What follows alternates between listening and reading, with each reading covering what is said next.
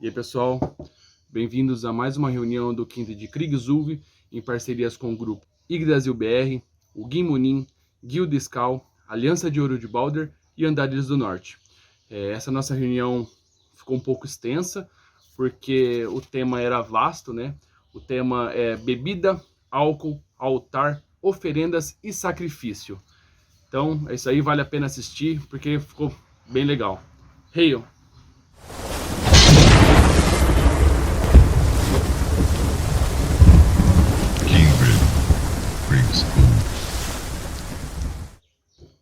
E não se esqueça de curtir esse vídeo, se inscrever no canal, ativar o sininho e compartilhar o vídeo para que chegue no maior número de pagãos possível. Bom, a questão da bebida, que seria a libação em si. Vamos colocar a bebida junto com o álcool aí, porque é bebida, né? Não tem jeito. Por que a gente colocou separado a questão de bebida e álcool? Porque vamos fazer uma libação. O que seria uma libação? Seria o ato de beber. É básico. A libação é o ato de beber. É isso. Quando você vai beber com seus irmãos, geralmente são feitos 3 brindes. Cada gnose faz de uma forma. Uma gnose faz... por exemplo, a maioria das gnoses que eu faço, da minha gnose que eu faço da libação, quando eu vou puxar uma libação, eu faço sempre ao passado, presente e futuro. Eu faço dessa forma. Porque é uma gnose minha. Quando eu estou fazendo a libação, não interessa se um kindred faz dessa forma, se a pessoa segue dessa forma, se eu vou puxar a libação, eu que vou puxar o brinde. Então, eu puxo da forma que eu, dentro da minha gnose. Assim como se eu estiver no mesmo lugar, outra pessoa que vai puxar essa libação, ele vai puxar de outra forma, da forma dele, dentro da gnose dele. E nós vamos brindar com ele. A libação, como funciona a libação? Geralmente a gente pega uma bebida que você gosta, e você vai fazer uma libação, você vai fazer brindes, 3 brindes, geralmente, com os seus irmãos. É necessário ser álcool? De maneira alguma. Até porque, se tiver alguém, tipo... Eu sei que hoje em dia, molecada de 14, 15 anos tá bebendo mais que eu sei disso. Mas nem todos são assim. Tem muita gente que tem 30 anos nas costas e nunca pôs uma gota de álcool na boca. Tem. Da mesma forma que tem também adolescentes que não bebem e tudo mais. Então, imagina, você tá com uma adolescente que não bebe, você tá com uma pessoa que realmente nunca bebeu e não bebe, maior de idade, mas não bebe. Você fala, não, ó, você tem que encher teu horn de hidromel, senão não vai funcionar a libação. Não existe isso. Às vezes o cara nem gosta de hidromel. Às vezes o cara não gosta de cerveja. Tem que ser uma bebida que ele goste. Ele tem que fazer uma libação de uma forma que ele se sinta bem. Ele tem que fazer um brinde gostoso. Ele tem que gostar daquilo. Não adianta o cara fazer um brinde bebendo e fazendo careta que não gosta do negócio. Não tem sentido isso. Então, o cara, ele vai beber alguma bebida alcoólica ou não. Pode ser um suco, pode ser um refrigerante, pode ser um licor, um hidromel, uma cerveja, um vinho, qualquer coisa. O que ele goste. Então, a bebida em si, ela tem um significado, que é um brinde. Não é a bebida em si, o tipo de bebida, mas sim o ato de beber. O ato do brinde, o ato de você comemorar com os seus irmãos ou com a pessoa que você quer bem, uma pessoa próxima a você. Esse é o ato da bebida. A bebida dentro da nossa fé é justamente essa. Não é a bebida, mas o ato de você beber com seus irmãos. É basicamente isso. Beleza. E a libação, né, como você falou aí, é uma parte dos brindes, o brinde, né, com as pessoas que estão no blote, seja dentro do kindred ou não, um blote assim coletivo, né, não necessariamente dentro de um kindred, que é um brinde entre si, né, entre todos os membros, e um brinde aos deuses, né? Uma parte desse brinde é dedicado aos deuses, né? Muita gente aí lembra do Tintim da virada do ano. Né? O Tintim nada mais é do que um brinde.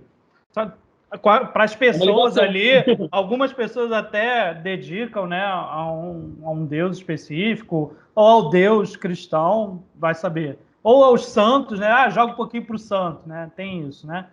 Que é isso, é poder dedicar esse brinde, dedicar essa parte aí dessa comunhão de bebida, a gente está falando da bebida, para os deuses também. Então, são pessoas brindando e brindando em honra aos deuses.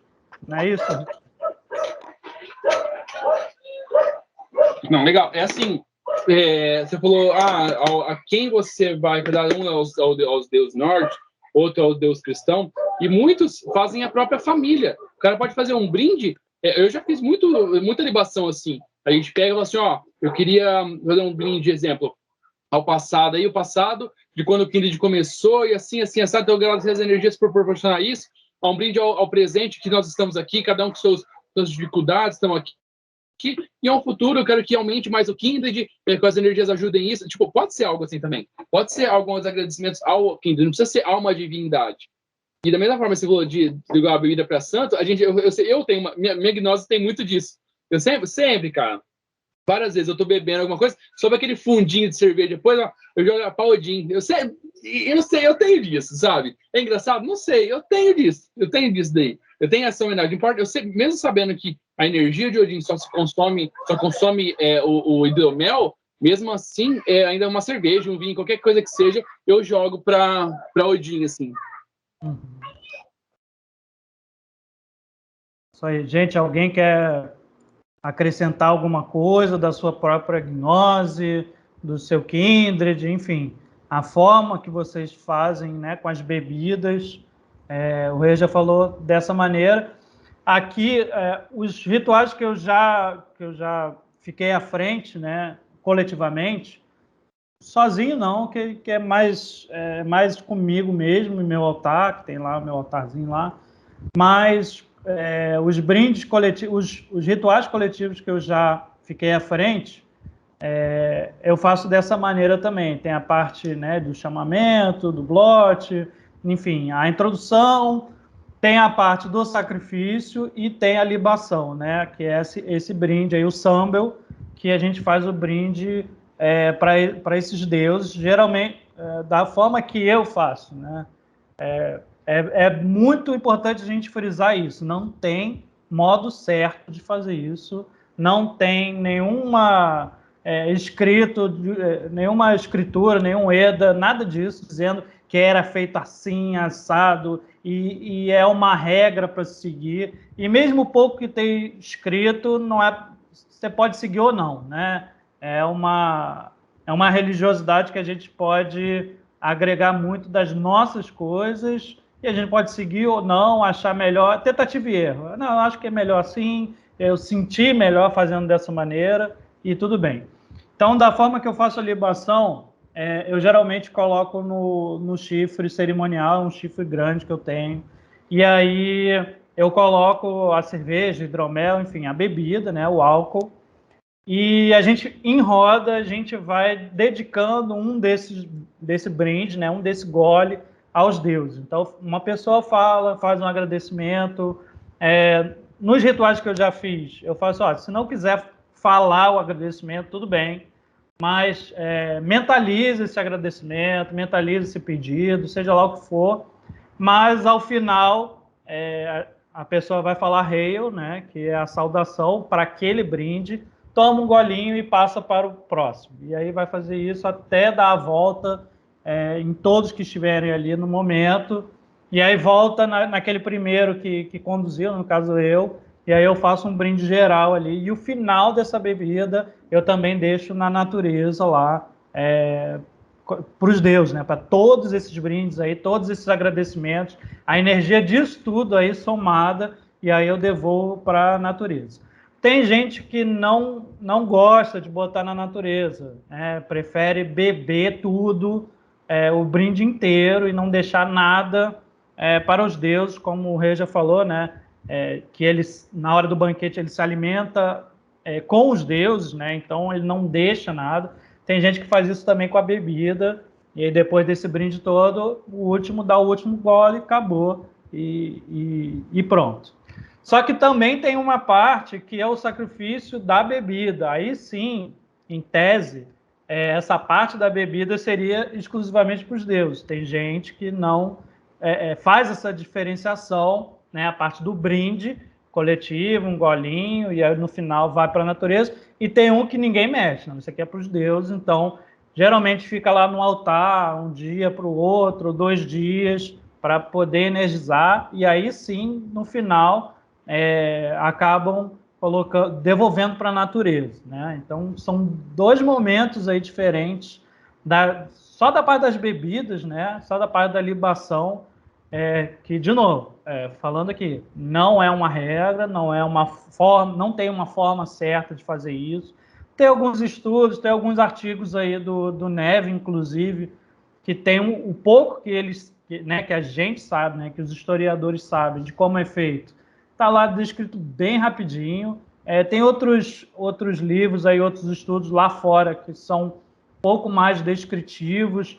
Por exemplo, Lady with a Milk Cup, não tem em português, que é o estudo que mostra o papel da mulher nessa parte da ritualística da bebida. É muito específico, é muito legal esse livro. Quem tiver facilidade com o inglês aí, tenta arrumar. Tem na internet aí o PDF, é mole achar, e é uma leitura muito bacana. Ele faz assim um estudo do papel da mulher na bebida ritualística, desde os celtas até um pouco depois dos vikings, né, da era viking. Então é muito bacana isso, tem muita coisa... Tem alguma coisa documentada dos germânicos, mas dos escandinavos, infelizmente, é bem pouco. Mas esse bem pouco está documentado e tem como a gente seguir. Inclusive, o Neve aí em português tem artigo sobre isso. Alguém levantou a mão aqui, foi o Daniel.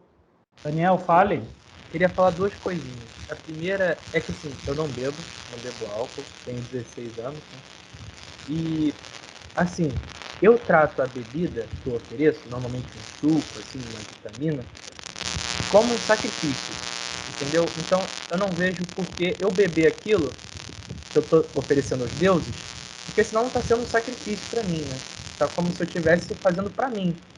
Então, eu gosto de descartar a natureza, ou assim, deixar no altar mesmo. E a outra coisa é que eu acho importante falar da importância da bebida para os vikings, né? Para o povo da época. Que, assim, não é como hoje, eles não tinham saneamento básico, né?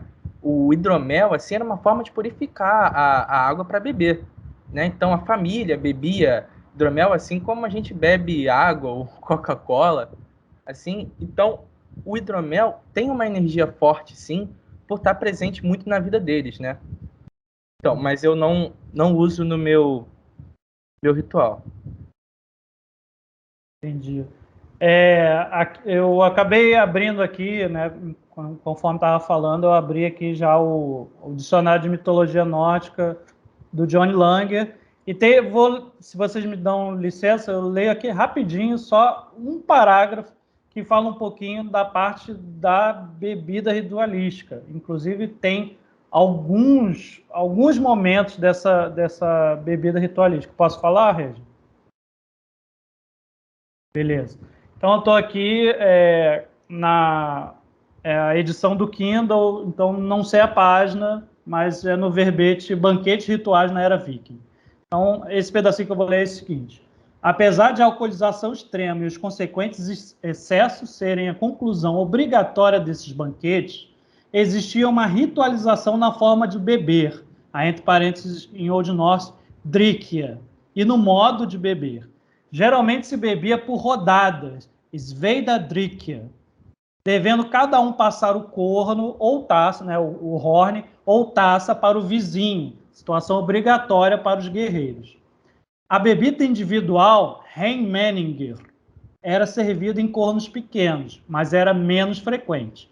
Também existia o costume de beber em duplas, Tvimeninger, mais comum em eventos privados. Mas a regra geral, nos banquetes reais, era o corno passar de mão em mão em círculos ou em filas sucessivas. Então,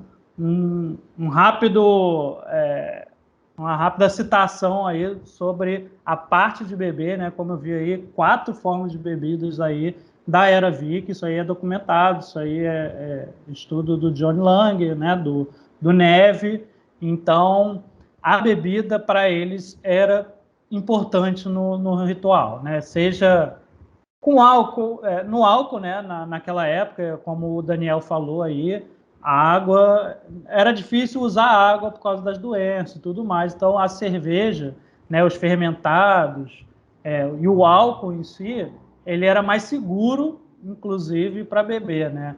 E existia a cerveja, inclusive, para as crianças, tá? Naquela época lá, até as crianças bebiam cerveja que era mais segura do que a água, do que um suco, do que, enfim, do que outra forma de bebida. Então é importante frisar isso aí. Daniel colocou aqui no chat, o hidromel era caro, imagina pegar mel no inverno com tudo congelado. Realmente. E, além de caro, é uma bebida sagrada, né? Tem aí nos Edas aí várias histórias, vários mitos sobre a bebida hidromel. Então, é a bebida, né, de Odin, a bebida sagrada por excelência, né? E o Gabriel botou, na verdade, se não me engano, o hidromel era algo mais para elite. Exatamente, era mais caro. A cerveja... tinha também o vinho. O vinho era também bem difícil de conseguir naquela época. Então, quando tinha vinho, era uma parada super mega importante. E a gente tem que lembrar, assim, que naquela época também o ritual, né, como eram feitos pelos reis, o ritual era uma maneira de mostrar o poder do rei. Você vê aquele banquete cheio de gente e muita coisa para comer, isso aí mostra para as outras tribos, né, para os outros países, outras aldeias, que aquele rei ali ele é muito poderoso, ele tem riquezas, ele tem seguidores, ele tem um poderio militar muito grande. Então, até a parte do ritual era uma maneira de mostrar esse poder. Então, sim, o hidromel era bem caro mesmo. Tem gente que joga o hidromel no chão. Então, era aquilo que eu falei, né? Botar para o santo, né? Ou então devolver para a natureza depois de uma libação, depois de um brinde. Então, tem diferentes formas aí de colocar a bebida, né? Fazer o ritual com a bebida. É bem Essa questão de diversificado. jogar no chão, nós fizemos um bloat uma vez. Quem que perguntou de jogar no chão? Quem que falou? A Maia, né? Isso. A Maia, pra você ter uma ideia interessante, a gente fez um bloat em conjunto uma vez, eu, o Rafa, um pessoal aí, e eles são as aturas e nós somos fornecidos. Mas nós participamos com eles. Foi online também. Só que eu fiquei encarregado de fazer a libação final. Eu lembro que eu falei com o Rafa na época, falei assim, cara, minha libação é diferente da de vocês. Posso fazer da minha forma? Ele falou, não, beleza, cada um faz e tal. E nossa libação, nós aqui da nossa gnose, nós demos o primeiro gole, rei, o segundo gole, rei, e terceiro gole, Skol, e a gente vira o que tem de restante no horn, ou na caneca, ou no que você tiver na mão. Nossa gnose é assim, nós fizemos Skol no último gole e bebemos tudo. Já a gnose do Rafa, do pessoal que estava lá no dia, foi só normal, né, que nós fizemos. O pessoal, eles davam um gole e jogam. Tem gente que dá um gole, primeira libação, primeiro gole, dá um gole e joga um golinho. Segundo, dá um gole e joga um golinho. E terceiro, dá um gole e joga o resto. Tem essa gnose. Aí baseia bastante, não só da vertente do paganismo, como também da gnose pessoal da pessoa que está fazendo aquela libação. Porque a libação realmente é algo pessoal. Não interessa se você está no Kindred. Vamos supor, pessoal aqui do Kindred, eu e o Alfar, somos do Kindred. Porém, quando a gente está fazendo uma libação, eu estou puxando, eu estou fazendo dessa forma. Se o negócio dele é jogar, é a gnose dele. Geralmente, as pessoas do Kindred tendem a ter a mesma gnose, é normal. Mas se tiver o Rafa, que é qualquer outra pessoa participando aqui e quiser, depois do brinde, jogar, é sua gnose, é sua libação, é o seu momento de brindar. Ninguém pode impor regra disso. Isso aí. Alguém quer falar alguma coisa, quer acrescentar? Alguém levantou a mão aí, foi o Daniel, por favor. E não, esqueci de baixar, gente. As dúvidas estão pipocando aqui no chat, estou sempre botando aqui no vídeo, perguntando, para a gente poder responder. O Gabriel só completou ali, né? Tem gente que faz, né? Coloca o hidromel no chão, a bebida no chão para os Landvit. Também tem. Sim. Para a família, enfim, para um monte. Tem várias formas de se fazer isso, né? E assim, não tem forma certa, não é nada dogmático, tem que fazer isso, tem que fazer dessa forma, não. Inclusive, isso aí é uma coisa que conversamos aí em um dos grupos, se eu não me engano foi da Guilda Scal, sobre a questão os artigos, né, que a gente tem, os textos que a gente tem, os estudiosos da religiosidade, que muitas vezes não são religiosos, né? Eles não são da fé. Então é até um pouco complicado você fazer um artigo sobre religiosidade e não ser religioso, né? Dá um pouco de contradição, mas é possível. Isso é possível porque dá para estudar friamente, só com os textos, só com os Edas, e sem colocar, né, a intenção e a energia, enfim, a gnose pessoal em cima disso.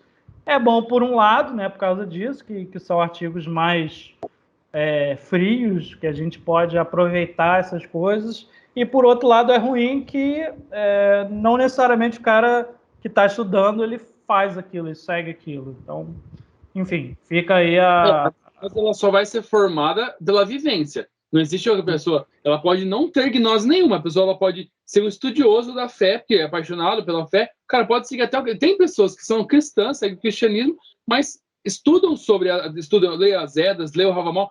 Se bobear, tem pessoas que seguem o cristianismo que lê muito mais as Edas e o Havamal do que muito pagão por aí, que tem preguiça de ler, certo? Só que aí o cara nunca vai ter uma gnose, porque o cara não vivencia aquilo. O cara só vai formar uma gnose quando ele vai vivendo e sentindo aquelas energias. É basicamente isso. O cara pode ser um estudioso, ele pode ser realmente alguém que segue a crença. Pode ser que o cara saiba muito mais sabe as Edas de cor salteado, só que não segue a fé. O outro ele não sabe tanto, ele se perde, não sabe as Edas, só que o cara tem uma puta de uma fé legal. E isso também é interessante falar no próximo tema aí, que é o altar. Acho que pra gente ir pra frente aí, a questão do altar. O altar, ele vai também realmente da vertente e da gnose. Vou falar um pouco vou falar só a parte do Fornicídio, e junto com a nossa gnose, depois o Rafa fala a parte do Azatru, por exemplo. Dentro da nossa crença, nossa vivência, nossa ideologia, certo? Nossa gnose. Nós entendemos que os deuses, os seres, são todos energia. É tudo energia. Dentro do nosso conceito, por exemplo, Thor não é um cara barbudão lá que batendo um martelo numa bigorna que sai o raio. Não. Isso é uma energia. Thor é a energia dos raios. Mas, por exemplo, minha filha tem 7 anos. Ou um tiozinho lá do sítio, um cara chucrão. Como é que você vai explicar para ele o que é um raio? Você vai falar para ele assim, ó, é uma nuvem de energia de carga positiva com uma nuvem de energia de carga negativa que elas se chocam. Então, é os elétrons com os nêutrons, com os prótons e... O cara vai ficar pra tua cara. Igual minha filha de 7 anos vai ficar olhando minha cara de interrogação. Não dá. Então não é muito mais fácil eu explicar, não, tem um cara assim, ó, é Thor. Ó, rei Thor. Ele bateu a bigorna, saiu o raio. Não é mais fácil você criar esse mito. Diferente de você falar, é uma mitologia. Mitologia é o estudo do mito. É um cara que estuda isso. Os mitos não é algo ruim de falar. Porque são realmente mitos. As energias são reais. Os deuses, vão por assim, as energias dos deuses é real. Isso é real. Porém, é uma forma que foi criado mitos para poder explicar para os povos antigos. Os povos antigos era tudo chucrão, os caras eram tudo do campo, os caras eram agricultores, os caras eram chucro. Eles não tinham estudo, os caras eram chucrão. E as histórias dos deuses eram contadas, não tinha em PDF, né? Eles contavam em volta da fogueira. E a criança crescia ouvindo essas histórias dos deuses. Então não tem como, os caras não estavam estudando química, física, ciências nenhuma. O cara estava tendo fé. Então, foi criado esses mitos para isso. Se eu falar pra minha filha assim, ó, filha, vem cá plantar comigo uma sementinha aqui, ó, porque a energia da terra misturada com a energia de outros componentes, ela vai fazer com que germine aquelas... Ela vai ficar de novo. Ô, filha, ó, acabamos de plantar a plantinha aqui, agora vamos fazer uma oração para a Freia para poder fazer essa semente crescer. É muito mais fácil explicar isso, porque eu criei um mito. Nós temos um altar aqui. Nós pegamos algumas imagens que eu achei interessante, que eu achei bonito, achei legal, mas imagens dos deuses. Como vocês o pessoal que às vezes já viu nossa página do Facebook ou viu algum outro vídeo nosso, nós temos as imagens, fizemos uns quadrinhos ali. Só que umas imagens que a gente achou legal. Não que Thor seja daquele jeito, não que Odin seja daquele jeito, Fred, não são, porque eles não são físicos assim. Eles são mitos, mas é um referencial. Nós usamos essas imagens como um referencial para a gente conseguir focar nessa energia. Se a gente tivesse uma espiritualidade elevadíssima ao ponto de não precisar algo visual para, por exemplo, os Dalai Lama da vida, como que chamam? Os monges, eu me confundo. Os monges lá, por exemplo, os caras têm uma puta de uma espiritualidade do caralho. Olha o YouTube me bloqueando. Porque os caras conseguem sentar e meditar, e fechar o olho e entrar em transe por horas. Por horas. Olha a espiritualidade desse cara. A gente não tem esse nível de espiritualidade. Então, nós usamos imagens no altar para termos um referencial para aquele um foco. Temos que ter um foco. A gente precisa ter um foco. A gente não tem, a gente precisa ter um foco. Então, é basicamente isso. Vai a partir da gnose de cada um. Isso é tanto o Fornicider, no caso, eu falei um pouco do Fornicider, porque nós seguimos o motivo dessa gnose, né, do Fornicider, dos tempos antigos, porém nós temos o conhecimento atual. Então não dá para a gente pegar seguir de forma chucra, como era seguir nos tempos antigos. Nós seguimos a forma antiga, porém com a ideologia da forma atual, né, com a nossa mentalidade, nosso conhecimento atual. Agora eu queria saber um pouco sobre o Azatru. Bom, vamos lá. Então, eu só vou fazer assim um paralelo aqui com o que a gente tem assim de conhecimento daquela época, né, historicamente, e o que as pessoas fazem hoje, que podem fazer hoje, né?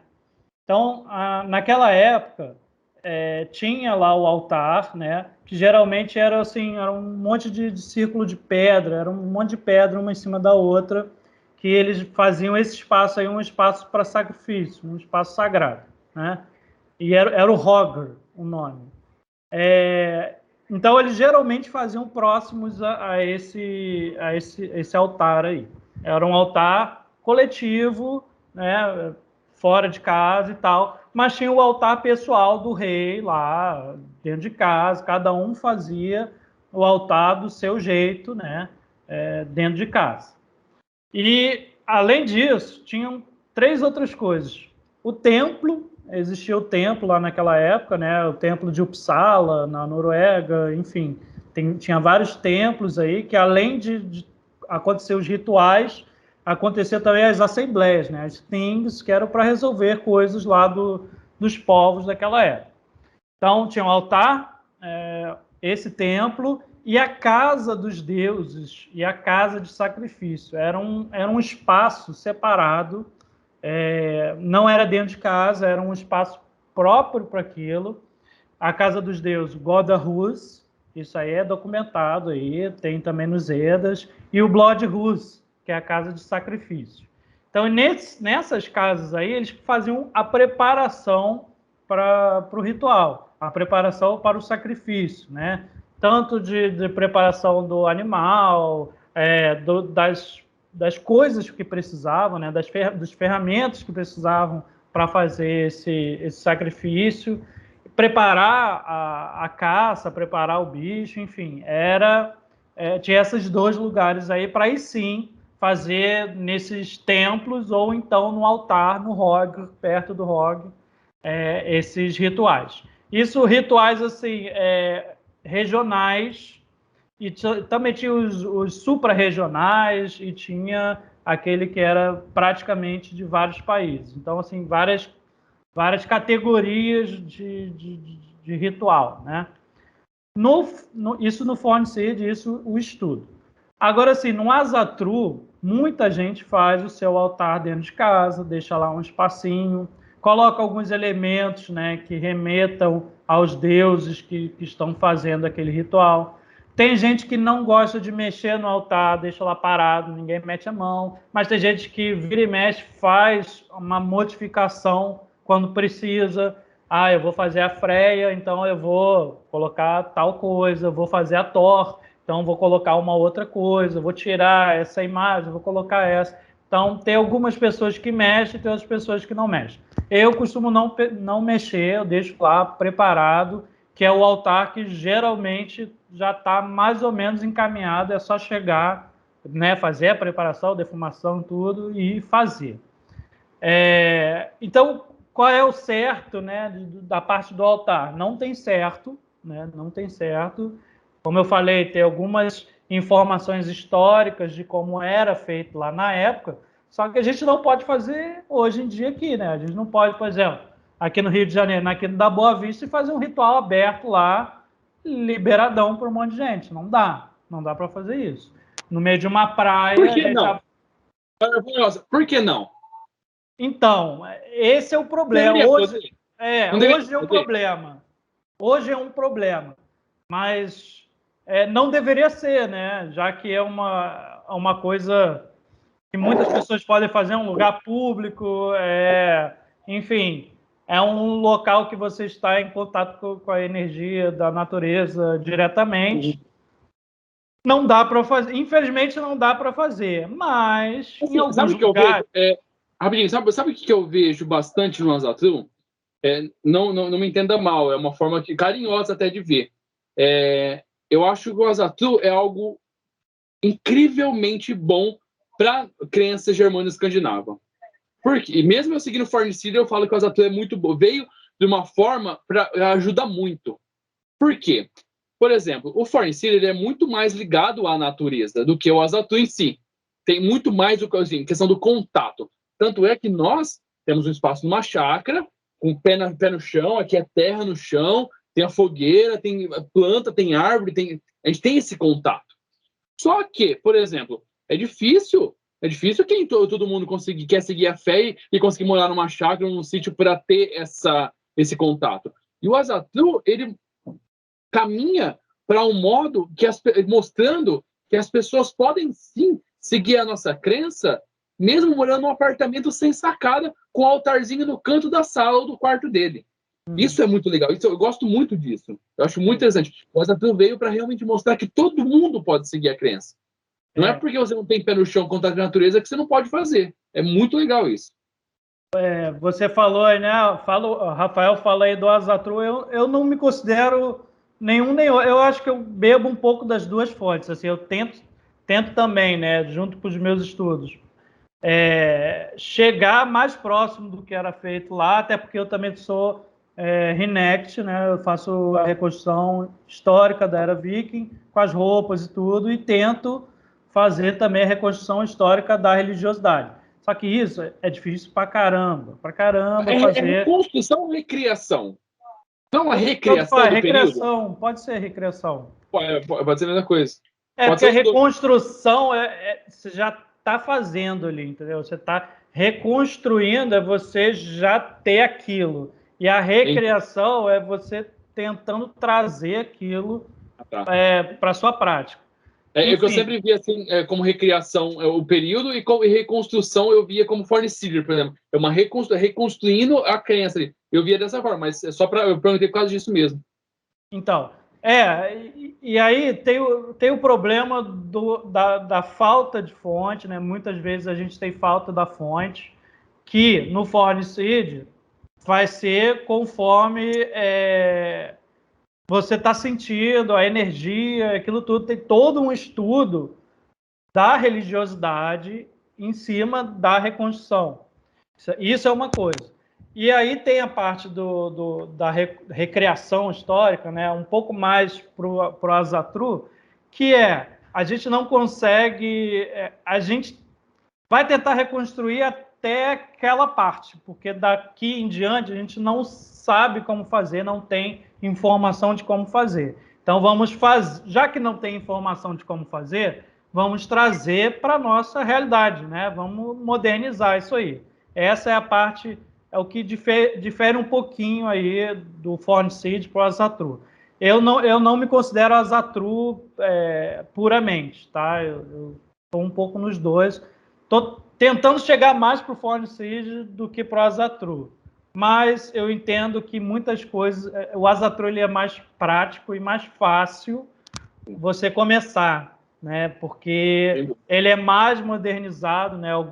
Eu comecei no Azatru, normal. Eu vim do druidismo, eu conheci o druidismo, depois eu vim a partir daí eu conheci o Azatru, depois eu fui dentro da minha gnose, eu fui vendo que com o tempo eu era mais Fornicida do que Azatru mesmo, da minha gnose. e foi hoje eu realmente me considero um fornecedor por isso. Mas eu vim numa caminhada aí, seguindo esse, como você falou, realmente o Azatru é muito bom, igual eu falei também, para trazer as pessoas, para mostrar que é fácil você seguir a fé. Você não precisa ter muita coisa. Uhum. O Gabriel perguntou ali, o Azatru veio de wiccanos? Não necessariamente. Não. Wicca veio dos O Estados Wicca Unidos, veio, né? o movimento Wicca, ele veio antes para tentar Europeu, Wicca? resgatar. Wicca, foi para tentar resgatar aí tradições antigas, mas acabou misturando muitas gnoses, acabou misturando muitos panteões diferentes, né? Isso foi uma coisa. E aí a Azatru lá, a Azatruar Felagud, lá na Islândia, ela foi a reconstrução desse pensamento, dessa forma religiosa, prática de fazer as coisas. Só que teve um problema aí nos anos 80, que algumas pessoas acabaram levando alguns ideais de arianos e de supremacistas e neonazi, e aí a coisa desandou um pouco. Então é até um pouco complicado a pessoa bater no peito e falar, não, eu sou Azatruar, porque infelizmente carrega algumas coisas aí ruins com esse termo, né? São termos que infelizmente está bem manchado. Vodinismo, então, o cara que fala que é vutanismo, né? Odinismo, que é odinista e fala, não, porque eu tenho raízes lá na Alemanha e aquela coisa. Então a gente já fica um pouco de olho aberto, porque pode ter aí algumas ideologias totalmente erradas, umas ideologias erradas aí, entranhadas aí nesse modo de prática. Os puritanos, né? Que não tem nada a ver, tá, gente? Na história, né, quando a gente vê, não tinha nada disso, não tinha supremacismo, não tinha pensamento egoísta, não tinha pensamento de segregar nada, isso aí é tudo... não tem sentido falar que é só quem é descendente nórdico que pode seguir a fé, como esses folknish falam. Não tem o porquê, porque, tipo, Midgard não é a Noruega, Midgard não é a Islândia, Midgard é tudo, é o planeta, é Midgard, todo mundo é Midgard. É isso. Aqui é a mesma Midgard que a Noruega é a mesma Midgard. É a mesma. Certo? Claro, a crença surgiu lá nos povos nórdicos. Por isso que a ideologia dos deuses, a fisionomia dos deuses é mais ligada aos povos nórdicos. Porque é o que eles criaram, começaram a criar esses mitos. Assim como aqui no Brasil, lá nos primórdios também, quando tinha os indígenas, como que era o deus Tupã, a deusa Iara? Era baseado na fisionomia dos índios. Por quê? Porque foi criado aquele mito naquela região. É só por causa disso. Mas a mesma medida que é aqui é lá na Noruega. Então não tem nem sentido esse povo supremacista aí. Racista tem que morrer e acabou. Foda-se. Fogo nos racistas. Aí. Bom, então só para concluir, né, essa parte aí, esse Fornicide e Azatru, e já que a gente falou um pouco da Wicca, né? Então, o altar na religiosidade nórdica, ele pode ou não ser necessário, depende da vertente que você está seguindo, que você se sente à vontade, ou às vezes você segue uma ou outra vertente, mas a sua gnose é completamente diferente da prática daquela vertente. Ok, pode fazer, pode não fazer. Tem gente que prefere fazer no meio do mato, com nada, assim, nem leva mionina nem nada. Estou lá no meio do mato, na floresta, enfim, eu estou em contato com os deuses. Isso, você está em contato com os deuses, beleza, faça isso. Você vai sentir uma puta energia foda. Você vai sentir uma energia muito legal. O YouTube vai cortar aí. Vai, não, certeza. Eu não dou conta mais de colocar pi nos negocinhos. Eu desisto já. Deixa o YouTube. A parte boa é o seguinte: o vídeo ele não é uma palavrão suficiente para o YouTube cortar e censurar.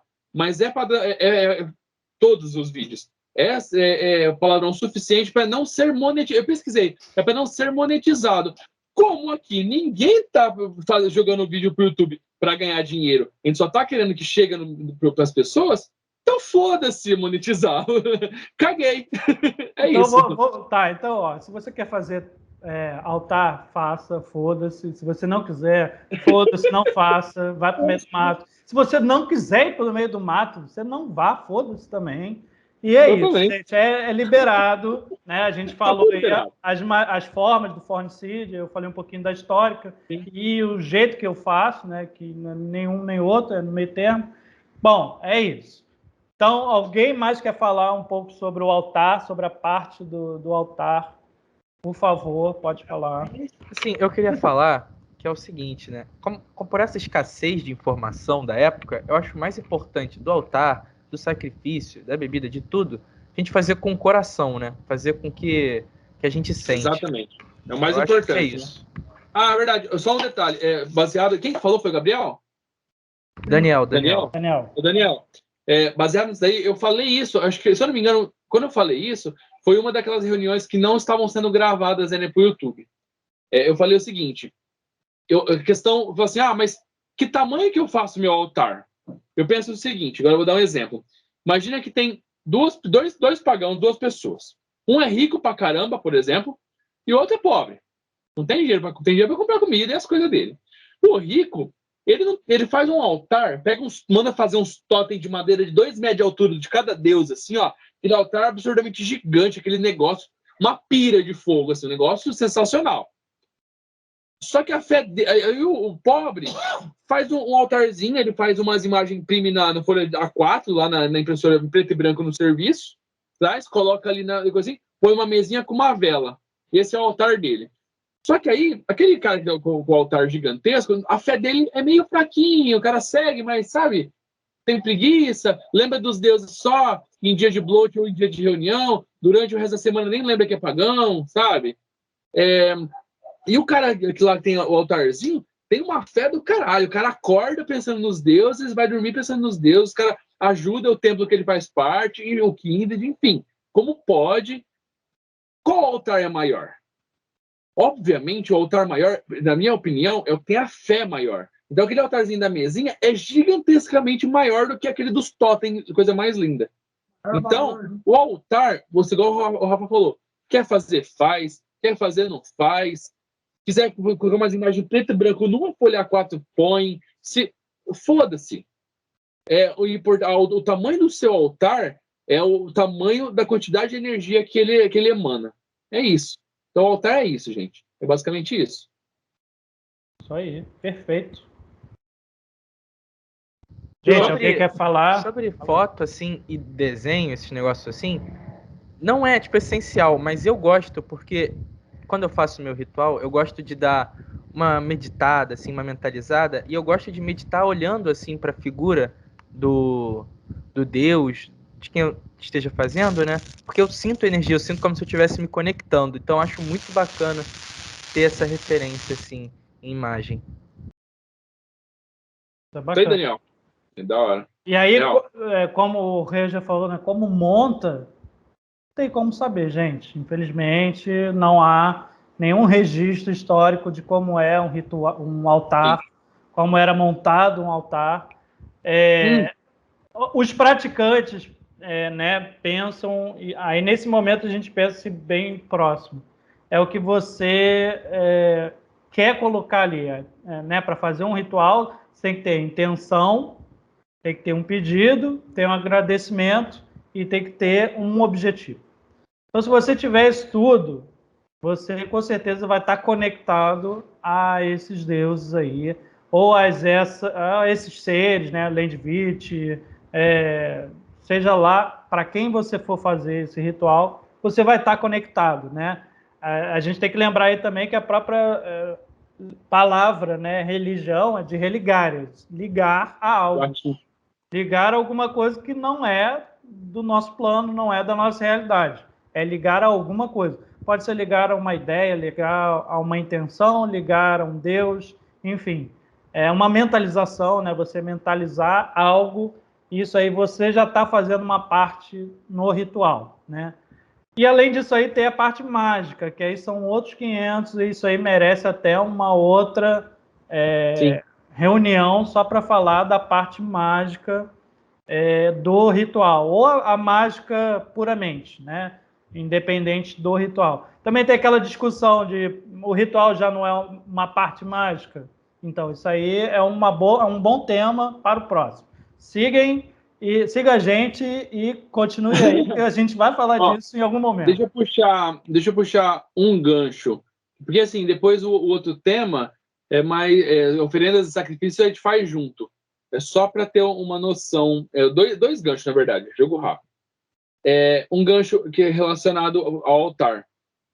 Por exemplo, se eu tenho certeza que vocês têm, cada um aqui deve ter algum parente que gostava muito, que faleceu, e você tem uma foto desse parente na tua casa. Você olha aquela foto, você lembra de coisas legais que você viveu e tudo mais, aquela saudade. Você tem automaticamente essa troca de energia. Por você ter aquela foto, aquele parente vai estar vivo? Não, não vai. Ele vai estar ali do teu lado? Mesmo você pensando nele? Não, não vai. Assim são as imagens dos deuses no seu altar, por exemplo. Imagem seja de madeira, seja pano, seja foto, qualquer coisa. Para você realmente ter uma visão. Você vê aquele parente, automaticamente você tem aquela troca de energia. Você vê um Deus, você tem aquela troca de energia. Então, esse referencial que eu falei do altar, para você realmente ter algo visual para você se ligar a ele. Claro, ele não vai estar aqui do teu lado, infelizmente. Queria olhar a foto do meu pai e o meu pai apareceu do meu lado. Eu tinha tanta coisa para falar com ele. Eu tô com 33 anos, ele morreu, eu tinha 18. Tipo, ele não viu eu tirar carta, ele não viu eu casar, ele não viu minha filha, não viu minha filha nascer, a neta dele, ele não viu. Só que eu pego uma foto dele, eu tenho meu pai tatuado nas minhas costas. Eu vejo uma foto do meu pai, só de eu estar pensando nisso, falando em nome dele, de um ancestral meu, automaticamente eu estou me ligando à energia dele que está no cosmos. Tem uma energia dele, a gente sabe, depois nós vamos falar numa reunião bastante Raminga, Filja, a gente vai falar sobre isso. É bem legal também, é uma reunião só para isso. Mas você tem esse contato com o seu ancestral. Então, eu sei que a energia do meu pai está aqui. E toda vez que eu tenho esse referencial de pensar nele ou ver uma foto dele, eu tenho essa ligação. Por isso é o altar dos deuses. E baseado nisso daí, o segundo gancho, é questão por nós seguirmos o Fortseer, nós, de acordo com nossa gnose, nós temos 9 imagens de deuses no nosso altar. Esses 9 deuses são os deuses que fazem mais sentido para nós, no nosso dia a dia.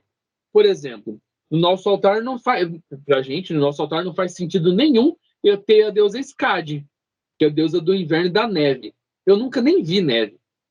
Para que eu vou ter uma imagem de Skadi ali? Não tenho por que me ligar a ela, não tenho por que pedir para ela, certo? Então nós temos deuses que seguem assim. Assim como temos relatos, como vemos achados arqueológicos nos tempos antigos, como também era feito. Por exemplo, os caras que estavam mais próximos do mar, os caras eles tinham reverencial a Thor por causa dos mares, Nihord, esses deuses. Só que tinha os caras lá no meio do nada, assim, que era longe do mar, e os caras viviam da agricultura só. É claro que os caras tinham uma imagem de Freya, de Frey, Nertus, sabe? Eles tinham essa ligação. Os deuses que eles tinham mais essa ligação eram os deuses que faziam sentido para eles. Então, o seu altar ele tem que ser realmente com os deuses ou com a energia que seja que serve para você. Não adianta falar assim, nossa, eu vou fazer meu altar igual do Rafa, igual do Rafael Melo. Não tem sentido, porque aquele altar ele tem uma ligação com ele. É os deuses que ele tem mais ligação.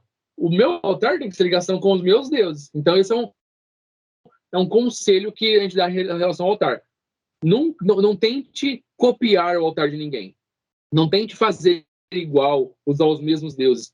Estude, leia as Edas, pesquise, aprenda sobre os deuses e veja que às vezes tem deus que você às vezes nem sabia que existia. Quando você estuda sobre aquele deus, puta que pariu, me liguei a ele. É isso. É incrível, incrível.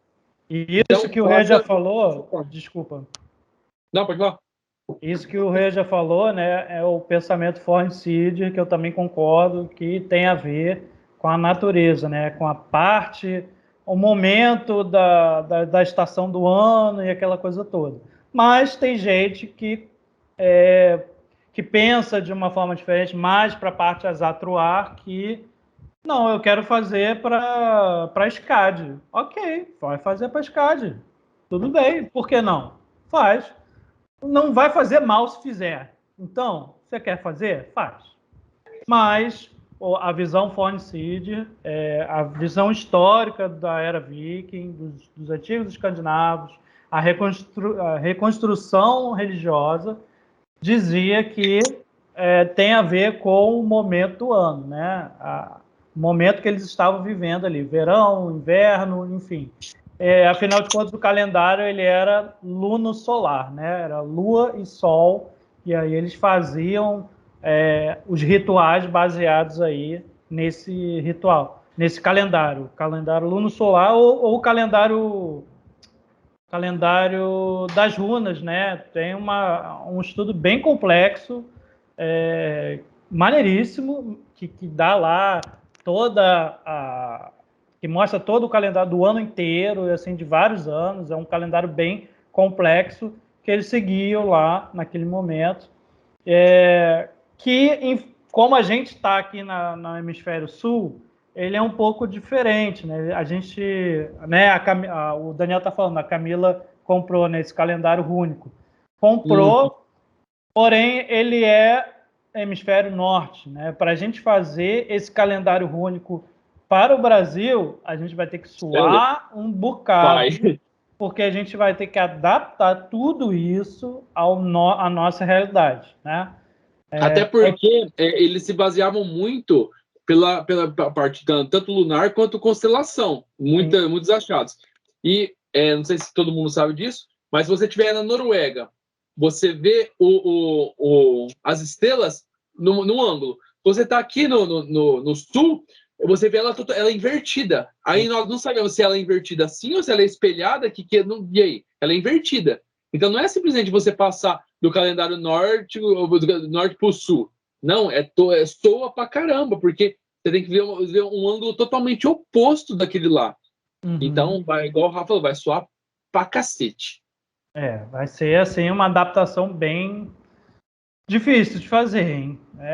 Mas eu acho que é válido. Eu acho que quando as pessoas começarem, né, o grupo que está fazendo esse estudo aí, conseguir adaptar um pouco para a nossa realidade, aí a gente já pode fazer um calendário mais específico para as regiões, né? Porque ainda tem isso, né? As diferentes regiões. Tem região também. Não vai ser, o Sul não vai ser a mesma coisa do que o Nordeste aqui no Brasil, então também tem esse problema aí. Mas a linha do Equador para cima é uma coisa, a linha do Equador para baixo é outra. Isso. Não é tão fácil essa mudança aí do hemisfério norte para o sul, porque, como ele falou, né, o inverno lá é muito mais complicado que o nosso inverno aqui. Então a gente não pode fazer, o norte, então é o verão de lá é o verão daqui. A gente não pode fazer exatamente isso, porque muitas cidades, muitos estados aqui do Brasil, o verão é muito mais complicado do que o inverno, né? Então não é simplesmente dar um Ctrl+C, Ctrl+V no nosso hemisfério que não vai dar certo.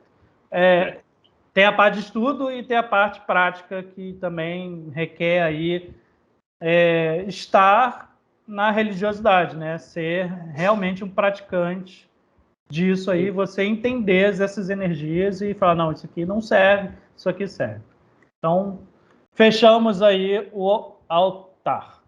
Vamos agora para a parte das oferendas e sacrifícios. Isso. Regia, pode começar. A questão das oferendas. Acredito que a gente falou um pouco sobre isso lá no começo, mas é só para reforçar. Oferendas. Depende muito da vertente que você segue e depende muito da sua gnose também, como tudo que a gente falou hoje. Olha que interessante. Por quê? Porque não existe uma regra. Umas pessoas pegam, igual o Rafa falou no que a gente falou, umas pessoas pegam uma oferenda, coloca lá no pé de uma árvore e ele come um pouco da fruta, deixa o restante na árvore. Essa é a oferenda deles. Aos Landvaitir, aos Vanir, seja qual divindade seja, qual energia seja. Tem o pessoal que prefere, igual a gente, por exemplo, fazer um bote de Ostara. Eu gosto bastante de fazer isso. Eu pego, às vezes, vou pegar uma maçã, isso é da minha gnose, tá, gente? Eu corto a gente vai estar fazendo bote de Ostara, a gente coloca uma fogueira e tudo mais. Eu corto a maçã no meio, eu como metade e a outra metade eu jogo dentro da fogueira. Sabe? Eu sinto que aquela energia queimando ali tá indo para Ostara, sabe?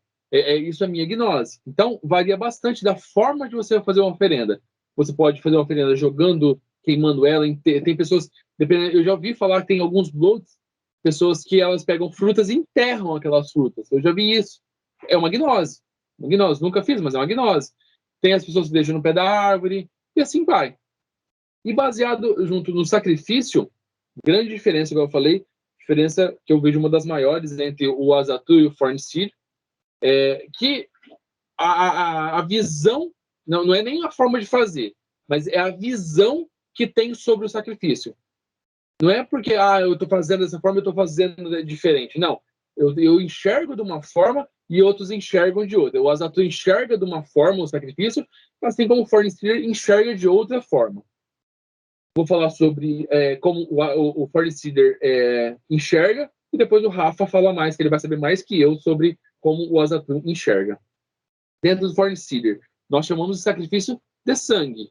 Então, é um sacrifício realmente de sangue. Por quê? Porque o sangue é energia, o sangue é a energia vital da vida. O sangue é energia vital. Então, nós temos nossa mesa de sacrifício, onde o sangue ele escoa para uma taxa de barro. E assim que a gente faz um sacrifício, seja um animal pequeno ou grande, nós temos os nossos animais aqui dentro do Kindred, que nós criamos aqui. Ele cresce com a energia do Kindred, desde pintinho ele cresce com a energia do Kindred. Nós temos todo um respeito para aquele animal, nós pegamos ele, nós acalmamos ele, nós damos um banho de esponja nele para ele acalmar com água, e depois a morte dele, o sacrifício dele é feito de forma rápida, com um corte só no pescoço para escoar todo o sangue. Deixamos aquele sangue escoar, separamos aquele sangue, e o animal, o nosso cozinheiro vai depenar, vai limpar e vai cozinhar, vai assar, vai fritar, seja qual for. Ele vai preparar aquele animal porque nós vamos comer. É comida. Não vamos jogar fora, é comida. E o sangue, nós utilizamos ele para energizar amuletos, objetos e seja o que for. Então, você pode fazer pinturas com aquele sangue para determinada coisa. Você pode pegar um amuleto teu que você anda, você coloca ali dentro daquele sangue, deixa durante o bloat ali, energizando naquele sangue. Depois você vai embora, você pega ele, coloca no pescoço, ou um brinco, ou seja um bracelete, seja o que for. Algo que você quer energizar. Então, você energia. Para que servem os amuletos? Os objetos mágicos. Eles servem para te proteger de algo.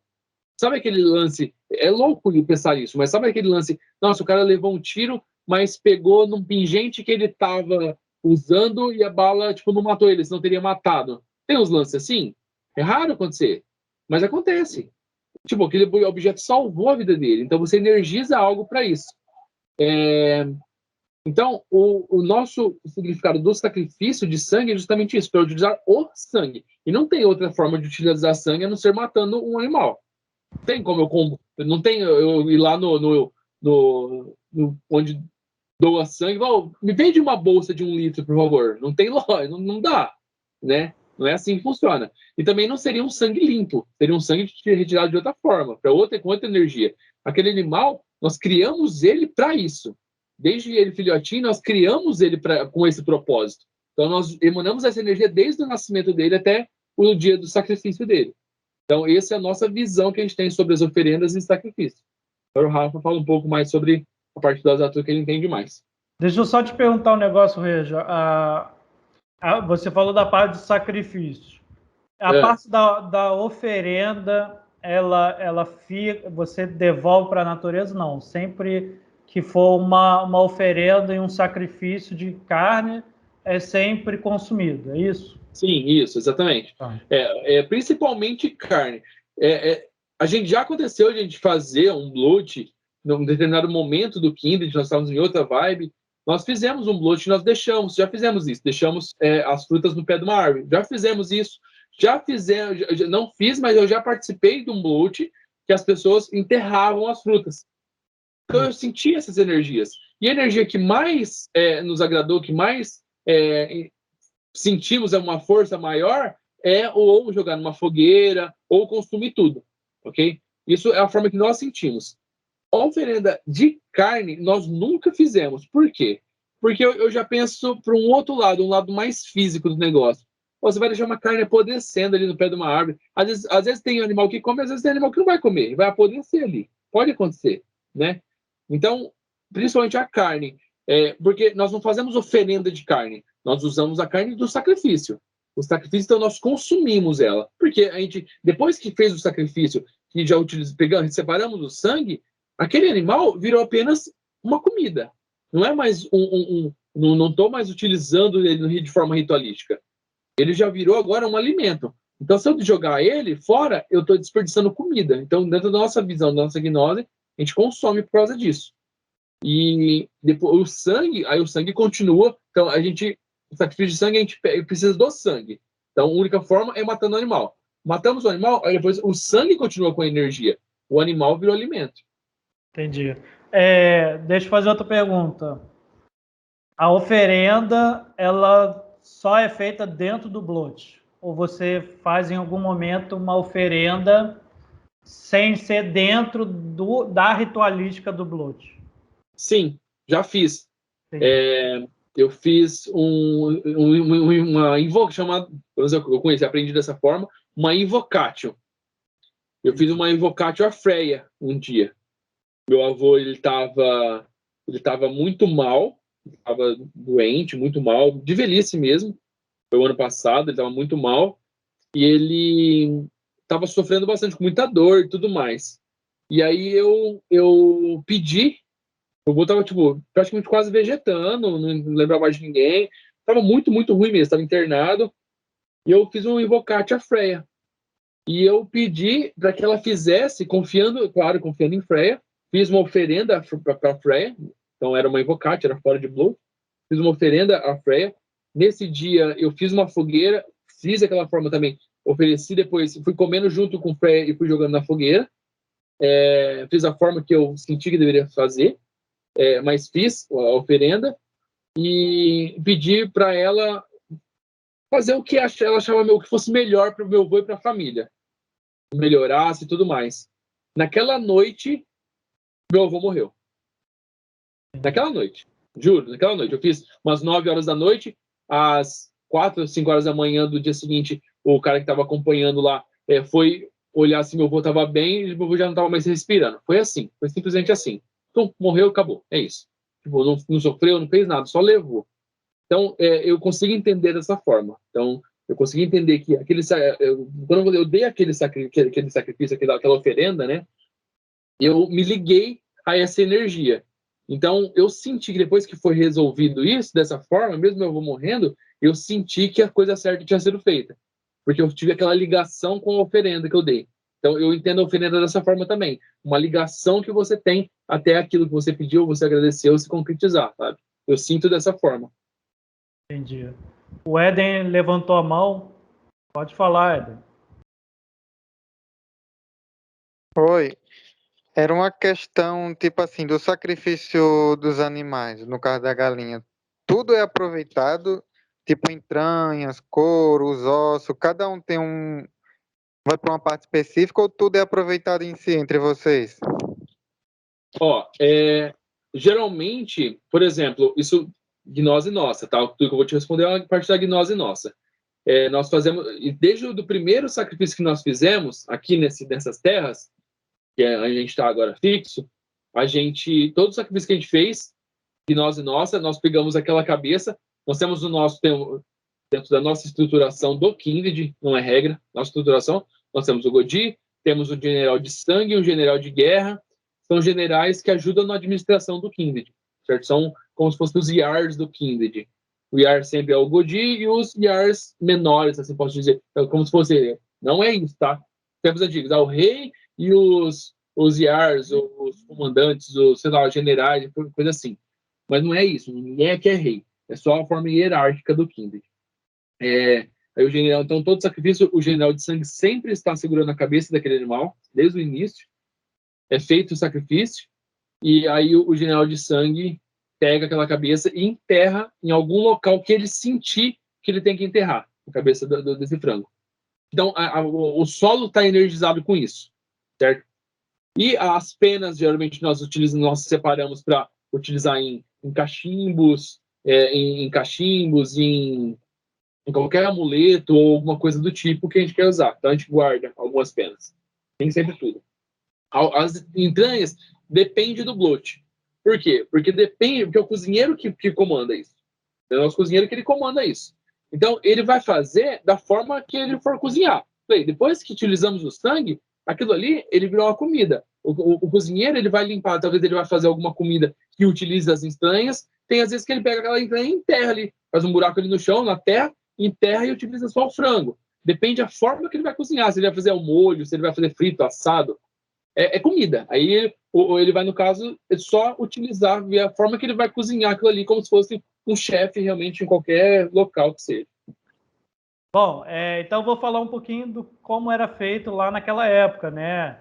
Fazia-se o blote, né? O godi preparava o animal para ter as bênçãos daquele sacrifício, agradecimento para alguma coisa, preparação para a guerra, ou bênção ali da agricultura, enfim, dos seguidores, né? Da aldeia, do país ali que ele estava fazendo esse blote. Então ele fazia lá, primeiro matava lá o bicho, que era o rogue, era a chacina, matava o bicho, preparava o bicho. O sangue era coletado, como o rei já falou, tinha um recipiente lá próprio para isso, lá, o Hautla Boller, que era um recipiente para ter todo esse sangue recolhido. E aí eles jogavam o sangue lá no altar, na parede do templo, no altar e nas pessoas que estavam ali, na multidão que estava na cerimônia. Essa é a parte do borrifamento, né, que eles falam aí, o Rioda. E algumas delas, eles colocavam também algumas imagens ali também, aspergia esse sangue nas imagens, aspergia o sangue também na parte da colheita, se fosse o caso de ter as bênçãos para ter uma boa colheita, enfim, para dar né, a fertilidade da terra. Então, eles faziam isso. E o do bicho, que eles aproveitavam tudo, era exatamente tudo. Era carne, todo mundo comia, né? Eles não enterravam, não faziam nada. Isso, historicamente, era o que era feito. Eles faziam esse banquete aí do blote para todo mundo que ali tivesse nesse local. Usava os chifres, né? Se fosse bicho com chifre, usava os ossos para fazer instrumento, fazer flauta, fazer um monte de coisa, fazer os cedros das feiticeiras, enfim. Usava tudo do bicho, não sobrava nada, não ficava nada e não voltava nada para a terra. Tudo era consumido ali naquele momento. Na parte do Asatru, essa parte do sacrifício, ela não é seguida tão à risca assim. Para o Asatru, não é necessário matar o animal, não é necessário aproveitar essa energia do sangue, a vida do animal para isso. Mas é feito o sacrifício, né? Não é a própria pessoa que faz que mata o bicho. A gente pega lá o franguinho, lá pega a carne e prepara isso como banquete, né? Tem a parte do banquete e tem a parte da oferenda. Então, esse momento, essa parte da oferenda, isso não é consumido entre as pessoas que estão lá no blote, que estão no ritual. Tem gente que come, tem gente que não come, tem gente que põe na natureza, tem gente que não põe. No Asatru, geralmente, isso é deixado como oferenda. Uma parte é feita como oferenda e uma parte é feita como sacrifício, então é consumido. E a outra parte, que seria para os deuses, não, ninguém mexe aqui, porque esses aqui são dos deuses, e aí isso vai retornar para a natureza. Né? Nessa visão, essa oferta, esse sacrifício, essa oferenda aí, ela retorna para a natureza. Então, é uma forma de você retornar a energia, faz fechar o ciclo da energia. Você usou a carne para aquilo, fez o ritual, e aí essa mesma energia volta para a Terra, que no caso é voltar para os deuses, né? Seja para Thor, Freya, Frey, seja lá quem for o deus, a energia volta. Como eu faço aqui nos meus rituais, eu faço um pouquinho de cada coisa. Eu até então eu achava que deveria ser tudo retornado para a terra. Eu não guardava uma parte, eu não separava uma parte para comer em comunhão ali das pessoas do ritual. E agora eu já modifiquei isso aí e eu já faço dessa maneira. Então eu separo em 2 momentos. E tem as pessoas que são muito mais azatruados que eu, que eles não fazem o banquete em si. É tudo para os deuses. Essa comida eu não vou mexer, isso aqui é a oferenda. E o que eu vou mexer é outra coisa, é outra comida, e aí vai ser só para a gente, só para os mortais, vou comer só essa parte. Então tem essa diferenciação aí. Eu prefiro fazer esses 2 momentos, eu acho, assim, na minha gnose, é o que tem dado certo, é o que tem funcionado e é o que eu tenho feito. Então, a parte do sacrifício, de novo, né, como a gente já falou aqui na parte da bebida, do altar, depende muito da sua gnose. Se você tiver o Kindred, você tem a opção de seguir ou não ele, mas aí se não for seguir, você vai ter que procurar outro Kindred ou fazer o seu próprio Kindred, se for o caso. Ou então ficar individual mesmo, fazer isso sozinho em casa, mas assim, isso eu acho que a gente compartilha o mesmo pensamento, que é melhor fazer ritual com mais gente, né? Coletivo, ter a energia de mais alguém ali, de mais pessoas.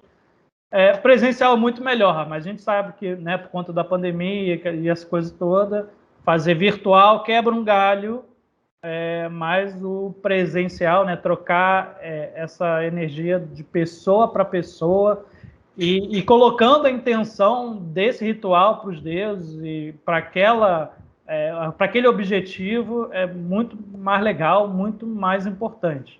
Então, não tem aí um manualzinho de como fazer, né? Infelizmente não tem. Felizmente ou infelizmente. Infelizmente porque a gente não pode reconstruir totalmente a religiosidade e felizmente porque a gente pode fazer da forma que a gente achar melhor. Tem gente que não gosta do sacrifício, porque não quero matar o bichinho, coitadinho do bicho aí. Ok, então não faz, pega lá o frango. Mas tipo, o frango que você pegou da geladeira, a carne que pegou da geladeira, ele já foi morto, né? Foi um bicho que já morreu ali. Então já é um sacrifício. Tem muita gente aí do cristianismo, evangélico, enfim, de outras crenças. Mas eu não mato bicho, eu não como bicho, não faço sacrifício de bicho. Faz. Se no Natal você come peru, você só não matou o peru, mas você está comendo. Não foi você que matou, mas ele foi morto para isso. Está comendo Chester de Natal. É isso. Está comendo Chester de Natal, naquele momento, para aquela situação, para aquela intenção, para aquela energia, então é um sacrifício. É um sacrifício. Sim. Né? É uma parte ritualística do negócio. Você pode até não acreditar, não querer fazer, mas é que eu estou com a minha família, pô, o negócio é muito legal. Ok, beleza, pensar isso. Mas isso aí é o pouco que sobrou aí, historicamente, do sacrifício de Natal, no caso, né, do Yule, do Yol, enfim. Então você está fazendo um sacrifício. Não mato, não como, não bebo. Então você não precisa. Então tu não come nada, não come carne, não come frango, não come peixe, não tem que comer nada se não faz sacrifício. Então você faz também esse sacrifício. Então os mais exatruários, eles não matam o bicho, não querem matar o bicho, não vem necessidade disso. Mas o sacrifício para os azatruá existe, e para a pessoa que está no meio termo ali, como eu faço das 2 formas, que para mim também tá dando certo, e eu estou fazendo dessa maneira. Eu acho que em algum momento eu vou chegar mais para o Forne Seed do que para o Azatru, mas vamos ver, vamos estudando, vamos pensando e sentindo, né, a energia do que dá para mudar, porque a gente sabe que, por exemplo, eles lá tem o Kindred, então é um pouco mais fácil preparar esse animal, tem um local para isso, tem pessoas para isso, né? É toda uma questão logística que não é todo mundo que vai conseguir fazer isso. Vai trazer uma galinha para matar no apartamento, não vai dar certo, né? Então a gente tem que... Aí o Azatru, ele tenta modernizar essa parte. Gente, não dá para ter... Ninguém tem fazenda, não vai dar para criar porco e matar o porquinho para o sacrifício. Você vai lá comprar o franguinho da sadia e vai fazer o sacrifício do franguinho da sadia. E é o que? É o que dá para fazer naquele momento, né? Então, tem esses 2 lados aí. Então, a gente sabendo o que a gente pode usar historicamente, que a gente pode usar do fornicídio, se a gente não quiser usar inteiramente aquilo, se a gente quiser adaptar, né, mais para o lado azatru, ou quiser também, tem gente que mistura também, que é azatruar, mas assim, bem universalista, ok também, não, eu faço para Thor, mas também estou fazendo um sacrifício para, sei lá, para deus egípcio, grego, cara, ok, faz, não necessariamente isso está errado. Para o paganismo germano-escandinavo, a gente não deixa de... A gente sabe que tem outros deuses, tem outros panteões. Está lá naquele, quer fazer para ele? Faz, não tem problema nenhum. É possível pensar em mais panteões dentro do paganismo. Você fala, não, é só o paganismo germano-escandinavo que existe e deuses gregos não existem, isso é coisa... Peraí, então você está sendo um mau pagão se você não acreditar, não precisa nem acreditar, mas respeitar e saber que aquilo ali também existe, beleza, fica lá, faz o seu e deixa o cara fazer o dele. Lembrando que eu tenho uma teoria sobre isso, que é a teoria dos cachorros. Tá no YouTube também, é um vídeo de 4 minutos só. O link está aqui. Vou colocar o link aí embaixo. O link, depois, na hora que for para o YouTube, eu vou colocar o link aí embaixo desse vídeo. É legal, tem uma visão, eu sei que é uma visão minha, não é porque eu tô falando isso que tem que ser legal porque é minha, mas é uma visão minha sobre isso que o Rafa falou, sobre você realmente respeitar todas as crenças, respeitar todos os deuses, respeitar tudo, sabe? Isso é ser pagão, é você respeitar a vontade alheia. Desde que o cara não venha pra cima de você pra te matar, te queimar vivo, fica na sua, fica de boa. Né? Aquele povo revoltadinho, igual a gente falou na reunião passada, revoltadinho, adolescente revoltado, ele é revoltado, aí ele procura o paganismo, ele procura por um motivo errado, não é pela fé, é porque ele quer ser o revoltadinho da família. E muito pelo contrário, um pagão não tem que ser o revoltadinho da família, tem que ser o cara mais suave, velho. Desde que ninguém faça nada para ele fica suave, ele respeita todo mundo. Então, se quiser ver aí, é bem interessante também esse vídeo, 4 minutinhos aí, chama O Verdadeiro Livre-Arbítrio, Teoria dos Cachorros. O Éden colocou aqui no chat, o Vanatru é diferente do Azatru? Então, muita gente chama de Azatru Vanatru, né? Porque vai cultuar os deuses Asis e os deuses Vanir. Então, é essa a diferença. A gente está usando aqui o termo Azatruá para se diferenciar do fornicídio. Tá? Mas quer usar outro termo? Pode usar outro termo aí. Paganismo, neopaganismo. Ok, pode usar também neopaganismo. Mas para deixar claro que o fornicídio ele tenta resgatar tudo aquilo que for possível da religiosidade daquela época, naquele momento. Então, é uma coisa mais estudada, historicamente, muita coisa da sua própria energia, o que você sente, né? Porque muitas coisas dos estudos, como eu falei, não tem a parte da religiosidade no meio. Então, é muita coisa que você sente, que você, entendendo os pontos de visão de mundo dos escandinavos, você pode fazer determinada prática levando isso em consideração. O Azatru, eu estou usando esse termo, Azatru, porque já é o neopaganismo, vamos pegar a religiosidade e colocar dentro do que a gente consegue fazer na nossa realidade. Adaptar ela, né? Ela. Adaptado. Então, mas está errado. Não tem errado, não tem certo, não tem nada disso. É a sua visão, é o que você quer fazer com aquela prática.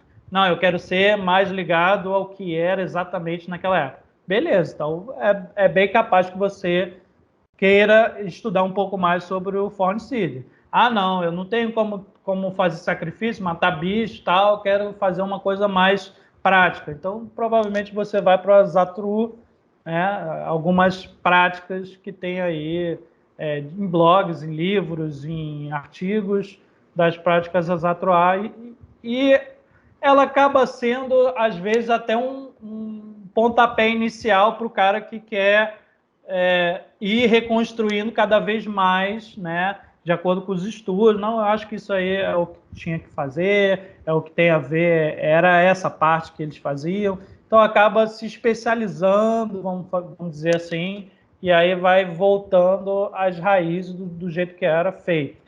Que não podemos misturar com o folks, né? Que isso aí já é aquela galera que eu falei, neonazi, que é uma coisa, já tem os pensamentos bem errados, que eles tentam voltar tanto à tradição que querem voltar. Não, só pode ser escandinavo para fazer ritual escandinavo. Então, a gente sabe, hoje em dia a gente sabe, hoje em dia não, mas a gente sabe que isso é um pensamento muito equivocado. Afinal de contas, naquela época também era uma grande mistura de povos e ritualísticas também, né? Muita coisa que a gente tem como um texto germano-escandinavo tem muitas e muitas influências de várias outras religiosidades, de várias outras ritualísticas, que é o que a gente tem, então a gente vai seguir com esses artigos, esses estudos que tem aí, que a gente tem à mão agora, nesse momento. Pode ser que depois, né, a arqueologia vai descobrir uma coisa que vai mudar todo esse pensamento. Pode ser que sim, pode ser que não, mas enquanto isso a gente vai fazendo nossa prática, o que a gente sabe, que a gente estudou, e principalmente o que a gente tem como certo do ponto de vista energético. Não, eu acho que eu fiquei bem... O que você pode fazer fazer um equilíbrio assim? Se eu estou me sentindo bem fazendo isso, então continue. Não, eu vou fazer assim porque eu li que era assim, mas pô, me senti meio mal. Então não faz, muda coisa, faz diferente, né? Como a gente falou aí do sacrifício animal. Não, eu não me sinto bem matando bicho. Ok, não faça dessa maneira. Adapte à sua realidade. A gnose pessoal, né? Lá é muito importante isso. A gente não quer que ninguém faça alguma coisa que vai se sentir mal fazendo aquilo. Para a gente fazer esses rituais, a gente tem que se sentir bem. Se a gente está se sentindo mal, tem algo errado. Então, pensa, mentaliza o que você pode mudar, o que você pode fazer e converse com as pessoas, né? Pô, cara, eu fiz assim dessa maneira, mas não senti que não era isso. O que você pode sugerir? Como é que você faz? Pô, e também não adianta também copiar. Não, vou copiar tudo que o Reja falou, porque eu quero fazer igual a ele. Você pode fazer isso, mas se você não se sentir bem, você vai copiar para quê? Para se sentir mal a cada blote? Não vale a pena. Então, adapte, pergunte para uma pessoa aqui, por a outra, estude bastante, veja vários vídeos do YouTube. Aqui no YouTube tem um monte, tem os nossos próprios vídeos aqui das reuniões, tem os artigos que a gente coloca em todos os grupos do Yggdrasil, do Andarilhos, da Guilda Skal, do Kriegszuv, tem muito lugar bacana que a gente compartilha artigos, livros e experiências, né? Isso é muito importante também. Você não adianta também ser um bichinho de livro, né? Aquela minhoquinha de livro, se não se sentir bem com aquilo, não fizer aquilo. Você pode ter um conhecimento muito maneiro, mas na prática eu nunca fiz isso. Pô, então esse conhecimento aí ele não está servindo muito bem para a prática, né? Então, sim, é melhor a gente fazer aquilo, se sentir bem, se está a ver com o que era feito ou não, não importa. Importa o que você está sentindo no momento, se você está bem em fazer aquilo. Se está bem, então continua, troca uma ideia, você vai aprender muito mais e você vai agregar muito mais, né? Valor à tua prática, ao teu ritual, trocando essas ideias aí com outras pessoas. Perfeito, é isso aí. Alguém quer falar alguma coisa, gente? Eu falei muito, deixa eu parar um pouquinho aqui. Alguém quer falar, gente? Levanta a mãozinha aí. Invade aí e fala. Cadê? Ó, tem uma galera aí online, ó. Gabriel ficou quietinho. A Kênia falou um pouquinho, mas não parou de falar. Vamos falar aí, gente. Que vocês têm alguma dúvida, alguma coisa para acrescentar até, partindo da gnose de vocês? É bem legal. É interessante a gente ver outras visões também. Nós temos a visão de vocês têm de sacrifício. Qual a visão que vocês têm? Mais baseado no Fornicider, mais baseado no Azatum? Qual que é a visão que vocês têm de sacrifício, de oferenda? Fala aí também, gente, pra gente ouvir vocês. Ou a misturinha também, pode ser a misturinha. Sim, não Isso aí tem não há certo e problema errado. nenhum. Né? A gente até falou uma vez. Porque eu posso dizer que eu estou absorvendo bastante sobre isso, porque como nova na fé, para mim é interessante saber que há várias formas, há vários pensamentos, porque me ajuda a ter já mais conhecimento para formar o meu, né? Até porque eu acredito muito nisso. Já passei, como eu disse uma vez, já passei por vários tipos de religiões e não me sentia bem, não me sentia incluída naquilo. E agora eu me sinto incluída, eu me sinto parte disso. Isso me faz ficar feliz a cada dia, estar conhecendo mais, aprendendo mais. E eu só estou absorvendo mesmo aqui e admirando o trabalho de vocês. Só isso. Pô, show de bola. Caramba. O Gabriel aqui no chat botou assim, eu acho que eu sou mais voltado para o Fornicid, uma pegada mais reconstrucionista.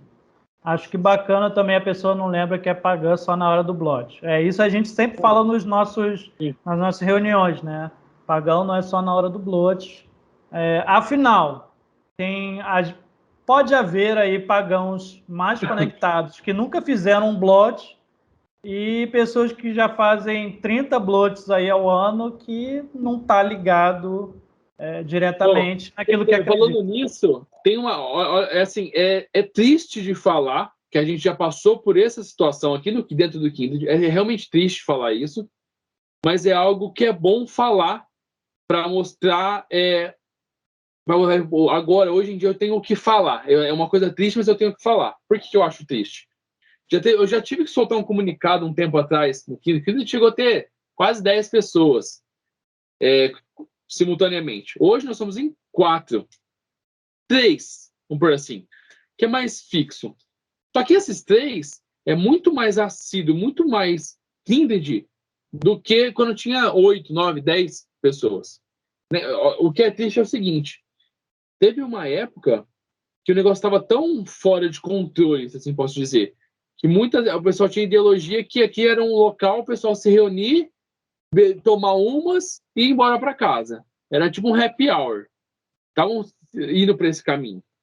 Eu tive que soltar um comunicado interno nosso para orientar que no dia do Bloat, por exemplo, que é no sábado, o cara acordar pensando no Bloat, vir pro Bloat e não ter nada marcado após o Bloat. Porque você não sabe exatamente a hora que acabar. Pode começar às 4, acabar às 6 da tarde, pode acabar à meia-noite, ou 3 da manhã, como acabou o Mitsumar Bloat. Nós começamos às 4 da tarde e acabamos 3 horas da manhã no dia seguinte. E pode passar mais, porque pode ser que o pessoal venha aqui, durma aqui, no dia seguinte, a gente continua na mesma energia, a gente faz um café na fogueira, faz um café da manhã, continua no Bloat. Certo?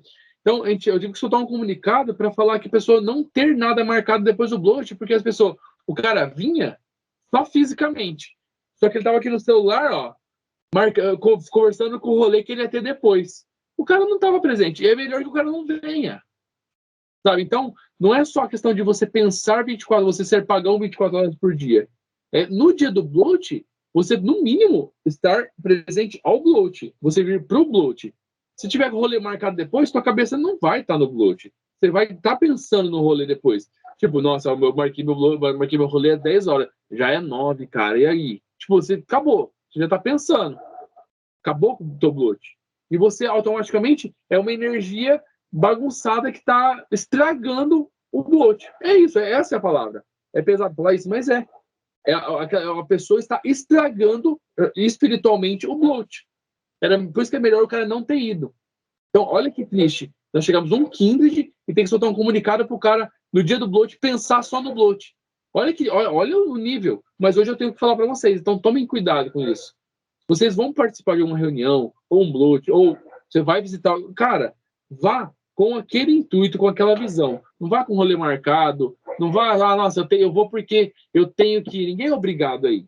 Ninguém é obrigado a vir numa reunião, ninguém é obrigado a participar de um Bloat. Só que se você resolve ir, Não vai porque você está sendo obrigado, porque senão, nossa, o que os caras vão pensar se não for? É melhor que você não vá. Inventa uma desculpa, fala, cara, não tô afim. Eu falo muito isso.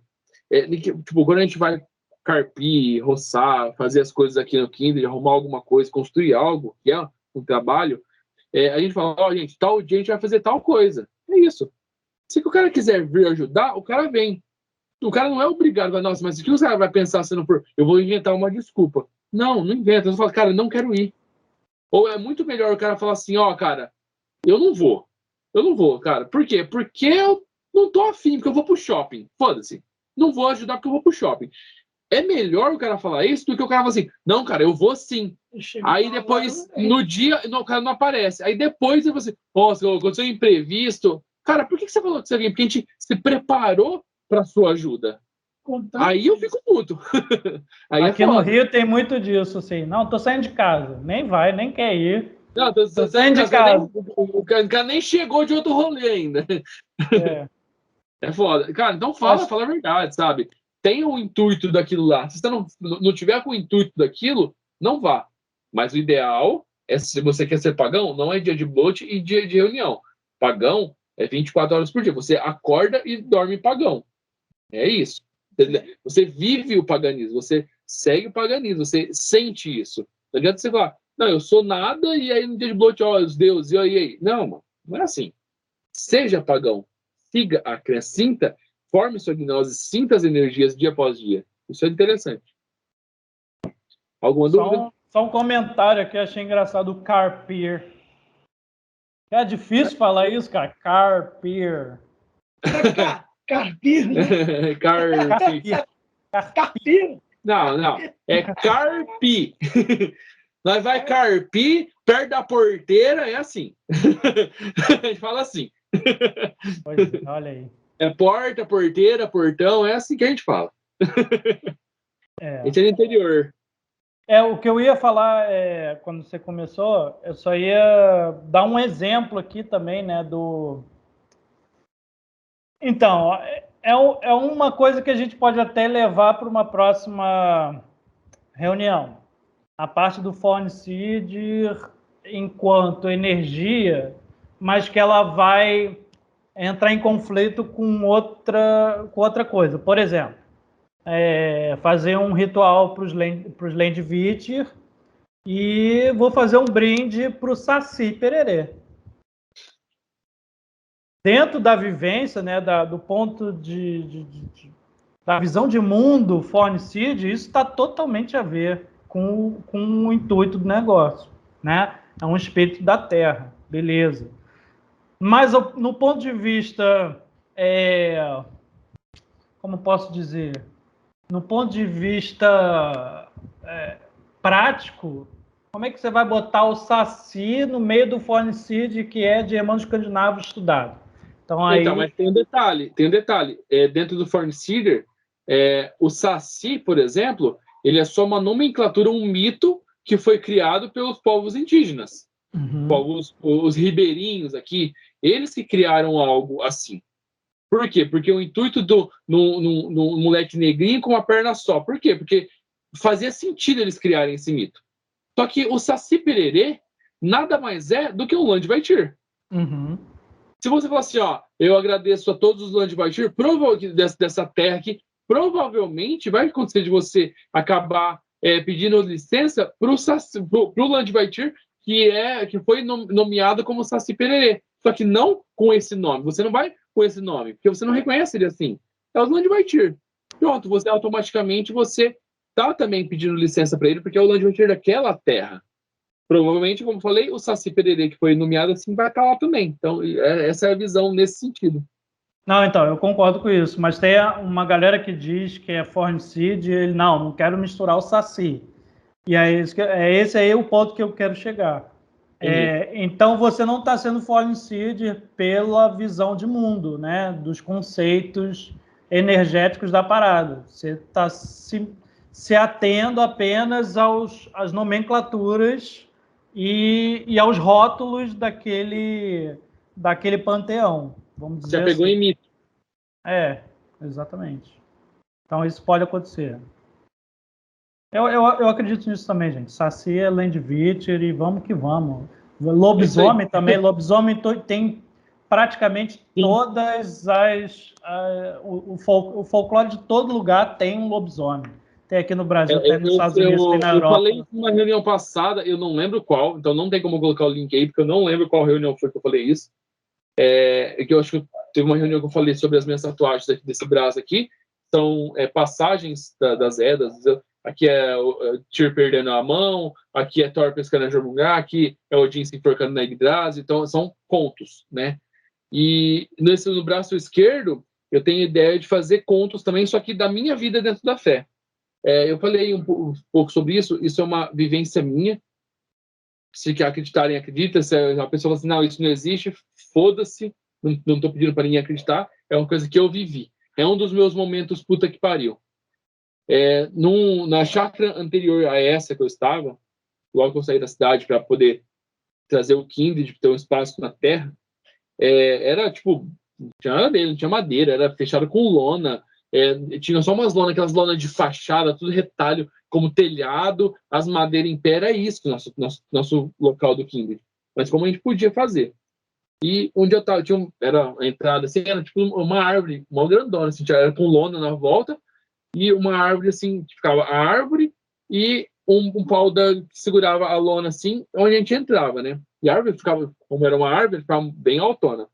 Eu lembro, até hoje, eu estava na mesa, estava passando por um rolê foda, falei, nossa, sabe aquele momento que fala assim, puta que pariu, cara, eu não tô sentindo aquela presença dos deuses, sabe? Não tô sentindo aquela energia. Sei lá, às vezes parece que os caras não estão aqui.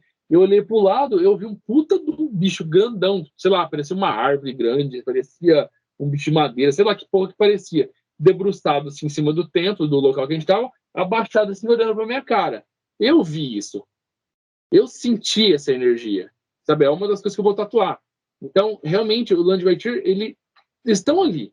Cara, você só não enxerga porque você não quer, cara. Eles estão ali. Eles estão ali. Os espíritos da natureza estão ali. A todo momento eles estão ali. Eu acredito muito dentro da minha gnose que quando você está acampando, eu gosto muito de acampar. Você está acampando, você escuta, tem um negócio caindo ali. Pode ser que seja um bicho. Pode ser que seja um Landvitcher apenas. Pode ser que aquela energia dele foi tão forte naquele momento que ele mexeu algo da matéria. Sabe, eu dentro da gnose acredito muito nisso. Então eles estão aí a todo momento, ao todo redor, eles estão em volta da gente. A energia está aí. Então, deve ter não é o Landvitcher, mas é o Rusvitcher, os espíritos da casa. Quem é músico vai concordar comigo. Paleta de guitarra, com certeza é o Rusvitcher que rouba, tá? Leva para algum canto. E guarda-chuva também. Guarda-chuva também, os Rusvitcher adoram pegar e botar em outro canto. Cara, tudo eles fazem isso, né? Eu acho eles muito engraçados, na verdade. Já aconteceu, sabe? Todo mundo já passou por isso. Sei lá, a chave do carro, ou a chave de casa, ou qualquer outra coisa, objeto pequeno. Você procura, ou a carteira, você procura na casa inteira. Na casa inteira você procura. Principalmente quem é casado aí vai saber disso. Você procura na casa inteira, ou quem mora com a mãe. Ou é quem é casado ou quem mora com a mãe. É a mesma coisa, nesse sentido. Você procura em tudo. Você vira pra tua mãe ou pra tua esposa e fala assim, não achei esta merda. Ela fala assim, mas tá na prateleira, lá na segunda prateleira. Tanto tua esposa quanto tua mãe vai falar, está lá na prateleira. Fala, não tá, eu olhei. Eu vou lá olhar. Você olha de novo, volta, não tá lá. Aí o filho da puta do Rusvitcher vai lá e coloca no lugar. Aí a tua mãe ou tua esposa vai lá e só faz assim, ó, falei que tava aqui, você fica puto. Acontece isso. A gente sabe que acontece isso. É foda. Exatamente. Bom, gente, alguma outra dúvida sobre, né, a gente está no sacrifício, a gente divagou um pouquinho, mas voltamos aqui. Alguém quer acrescentar alguma coisa de como faz o sacrifício, ou dúvidas de como é feito? Gabriel tá escrevendo aqui. Tem gente que faz oferenda para eles ajudarem a achar os Rusvitcher. É aquele negócio do... Como é que é? Vou dar Som Longuinho? Não, Som Longuinho. O que é Som Longuinho? Som Longuinho é o Landvitcher. Isso aí, São Longuinho é o Landweitier da casa, né? É isso, é um Roosevelt. ó. É um Vaetier. Ele não passa de ser um Vaetier. É basicamente isso, real. Então, ó, se for baseado nisso daí, é lógico, ele já espera uma gnose muito além, algo muito para outras reuniões, é bem gnose mesmo. Que são aquelas gnoses que você viaja para formar ela, né? Tá viajando. Se for pensar, tipo, que é considerado pela Igreja Católica, os santos são pessoas que eram muito boas, pessoas que faziam alguma coisa assim, e morreram e se tornaram santos.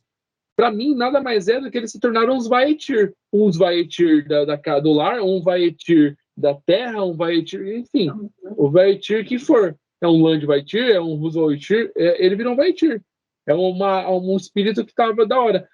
Lógico, aí parte de gnose, porque entra naquele lance, né? Todo mundo vai para Folknish, ou todo mundo. Bom, Folknish, perdão, nossa, viajei. Todo mundo vai para o salão de Freya lá, ou uns vão para. Vai para Valhalla, então vai para Folkvang. Todo mundo vai para Folkvang, todo mundo. Aí lá vai para Hell e tudo mais. Cara, mas a gente não tem certeza. É gnose.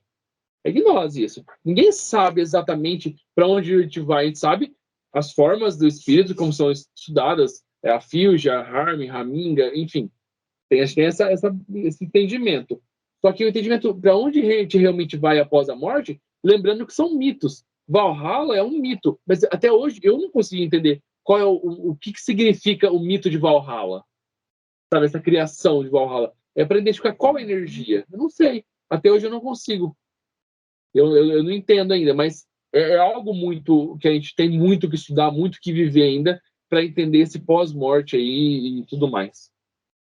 E você que está assistindo o vídeo aqui no YouTube, 99,99999% de chance de você não ir para Valhalla. Tira isso da cabeça. Exatamente. Tá? É muito provável que todo mundo que está assistindo esse vídeo aqui não vá, tá? Então não adianta querer ir para Valhalla, ficar do lado de Odin, porque não vai rolar, tá?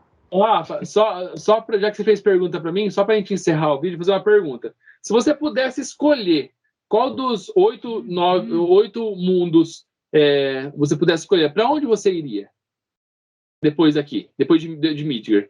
Qual um dos outros 8? Você falar, eu quero ir para tal, viver mais uma vida lá. Onde? Olha, eu acho que não só eu, como algumas outras pessoas vai querer ficar junto com Freya, né?